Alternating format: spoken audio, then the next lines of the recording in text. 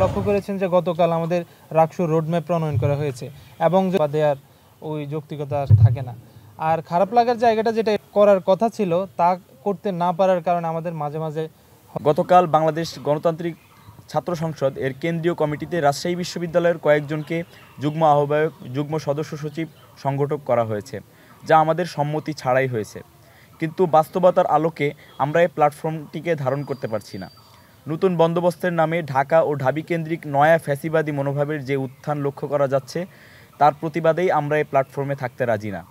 রাজশাহী বিশ্ববিদ্যালয় সহ অন্যান্য স্টেকদের বিপ্লব পরবর্তী সময়ে থেকে যেভাবে বিভাজন করা হয়েছে, সেই বিভাজনের রাজনীতিতে আমাদের পক্ষে থাকা সম্ভব নয়।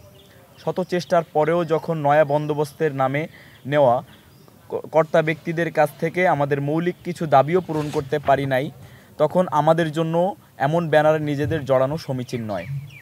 আমাদের স্পষ্ট বার্তা হলো, ঢাকা ও ঢাবি কেন্দ্রিক ফ্যাসিবাদী মনোভাব থেকে যতদিন না এই দলীয় অংশীজনরা বেরিয়ে আসতে পারবে, বিকেন্দ্রীকরণের দিকে মনোনিবেশ করতে পারবে, ততদিন অবধি আমরা তাদের সাথে কোনো ধরনের রাজনৈতিক বোঝাপড়ায় যেতে আগ্রহী না।